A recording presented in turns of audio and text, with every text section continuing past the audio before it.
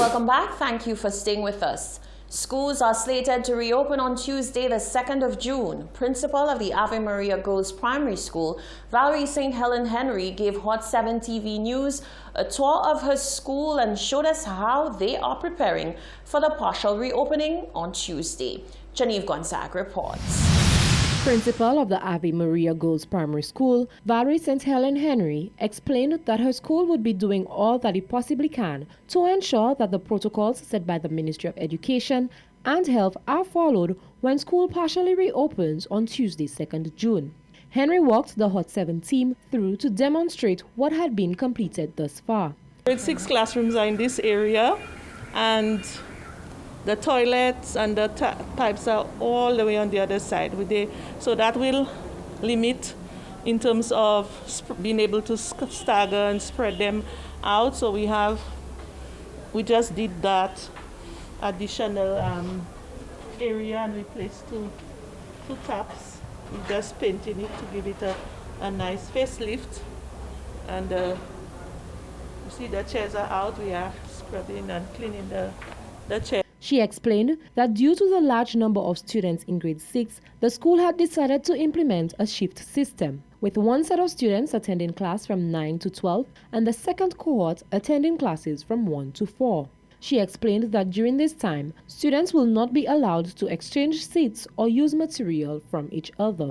We have spaced out some of I think each classroom will have about 14 to 15 seats based on this required spacing.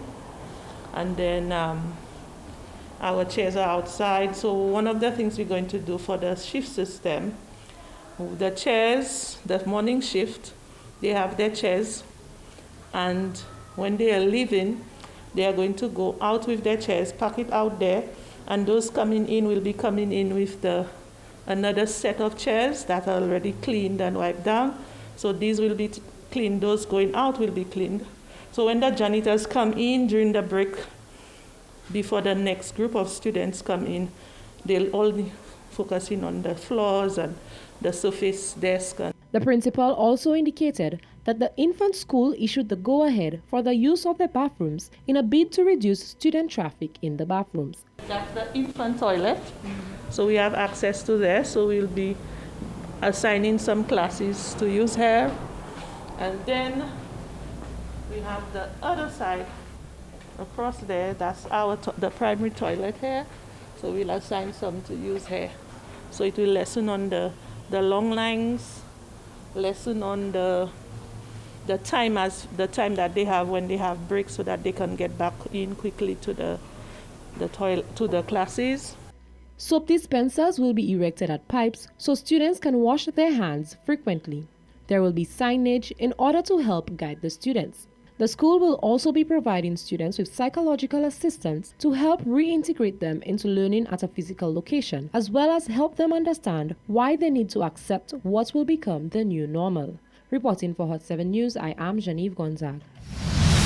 Thank you, Genevieve. Chief Education Officer Fiona Meyer has been speaking to the return of grade 6 and Form 5 students to a physical classroom space come Tuesday, the 2nd of June. She says the Ministry of Education has been pleased with the response of all stakeholders thus far for what is projected to be a safe and successful period of instruction for students. She outlined that several efforts have been mobilized to assist students facing issues with transport and supplies. Shaka Wooding reports. Having been approved by Cabinet, grade 6 and Form 5 students will return to a physical classroom environment, effective Tuesday, June 2nd. Chief Education Officer Fiona Meyer says she is eager to see the safe return of students to their respective classrooms. She says having received space assessments and protocol implementation plans from schools island-wide, she believes this will be a successful venture. This was with the advice and on the guidance of our Chief Medical Officer in writing that was sent to the Ministry of Education, stating the safe return would be possible for all of our students following the health and safety guidelines. Specifically, we've had a lot of engagements, a lot of consultations with major stakeholders, and luckily for us, with our students as well, where we've looked at how to return to that environment, taking all of their considerations into play.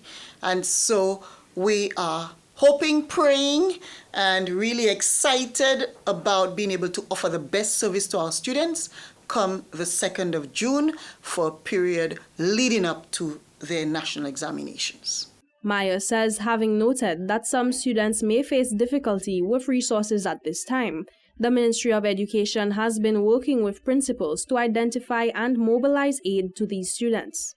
And for the general public, it's also important to note that, our principals have identified school structures that can support the implementation, as well as major issues including water supply, transportation needs for our students, and also some of our staff or students who may have underlying issues.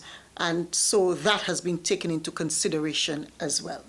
She says operations at the St. Lucia Sports Academy will follow suit, with Form 5 students returning to compound for instruction. The St. Lucia Sports Academy has not had students staying in the dorms.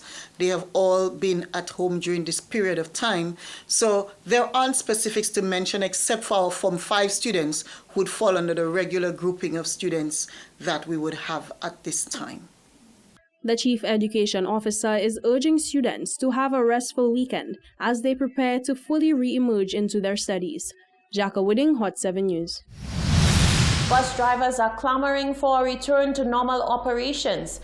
They say it is unfair that international borders are being opened, yet the country itself is not fully operational. Genevieve Gonzaga reports.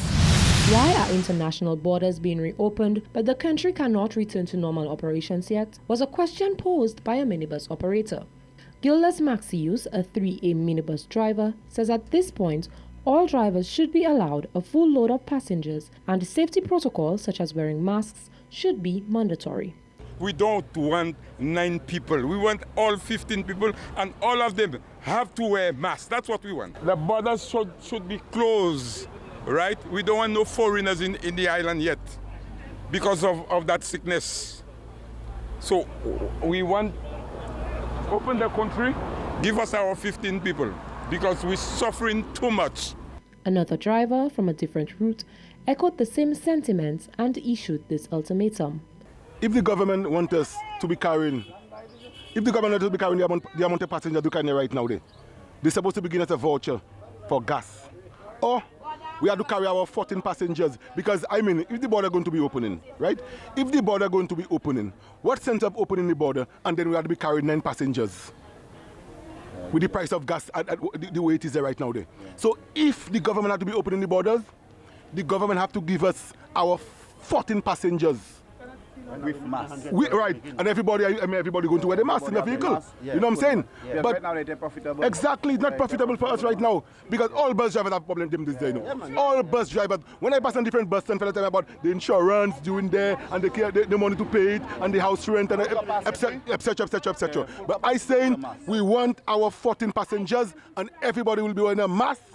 Drivers have been lamenting for some time now the unprofitability of carrying 9 passengers. They are adamant that if the country has no active cases and borders will be reopened to international markets, then drivers should be allowed to operate at full capacity. Reporting for Hot 7 News, I am Genevieve Gonzaga. The president of the National Principals Association, Valerie St. Helen Henry, has indicated that come Tuesday the 2nd, all schools should be ready to receive their students. She says those schools are different and the concerns vary. All loopholes should have been addressed by relevant authorities. 3 days before the official partial reopening of schools for grade 6 and Form 5 students, President of the Principals Association, Valerie St. Helen Henry, has indicated that there are set protocols for all schools to follow. She says any ambiguities should have already been brought to the attention of the officials. Schools have been given a mandate. They've been given the protocols. They have the education officer who's supposed to be doing the supervision of what is happening. By now, if there's any loopholes, that should be brought to the attention of the ministry. St. Helen Henry indicated that majority of the principals and schools across the island are going above and beyond to ensure that students return to a safe and conducive environment. The principals of the schools, whatever that support that they receive from the ministry and whatever support that they can get from other sources, other stakeholders, I am aware that they are going out there to get the help. They are getting the help from PTA, their PTAs, like parents, corporate citizens, and so on. And I think that's in place.